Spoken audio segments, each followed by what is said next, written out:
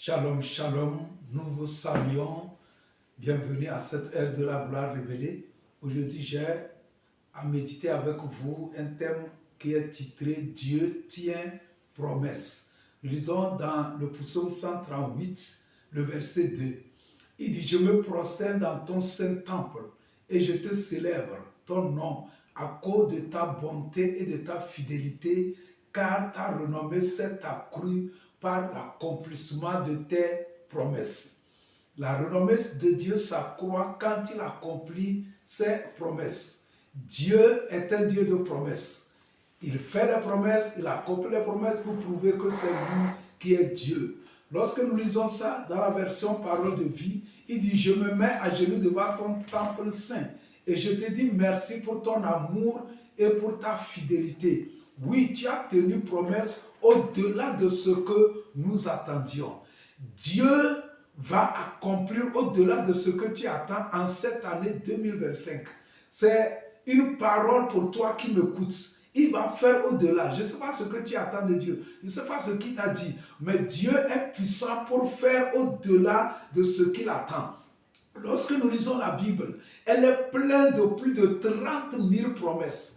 Et Dieu veut accomplir les promesses pour que le monde sache que c'est lui qui est Dieu dans les cieux, sur la terre, sous la terre. Il veut que les nations le connaissent. C'est pourquoi il fait des promesses et il tient ses promesses. Donc, en cette année, je suis sûr qu'il y a des promesses que Dieu t'a faites, il va les réaliser. Donc, ici, le psalmiste dit qu'il loue Dieu, qu'il le célèbre parce qu'il a tenu parole, il a accompli ses promesses et sa renommée s'est agrandie.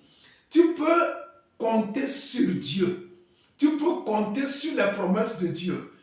Et Dieu n'est pas un homme pour mentir, ni un fils d'homme pour se repentir. Lorsqu'il décide d'accomplir une chose, il n'y a rien au monde qui peut l'arrêter. Il peut y avoir un incendie, il peut y avoir inondation, il peut y avoir les crises économiques, politiques, ainsi de suite. Ça ne bloque pas Dieu. Toutes les promesses qu'il a faites dans la Bible, il les a réalisées, il en réalise encore, il en réalisera toujours. Par exemple, il a dit qu'il va délivrer son peuple Israël d'une grande nation appelée Égypte en ce moment. Mais Dieu a tenu parole, il les a délivrés, il les a amenés dans une terre où coule le lait et le miel, malgré toutes les forces qui se trouvaient dans la nation où ils étaient captifs.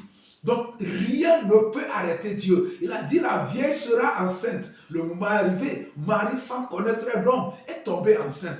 Donc je veux que tu comptes sur Dieu, que tu comptes sur les promesses de Dieu. Il va réaliser tout ce qu'il a promis. Et lorsque vous lisez la Bible, il y a beaucoup de promesses que vous allez croiser. Dieu ne joue pas, il ne s'amuse pas. Il va réaliser ses promesses. Qu'est-ce que tu peux faire aussi? Tu peux réclamer les promesses.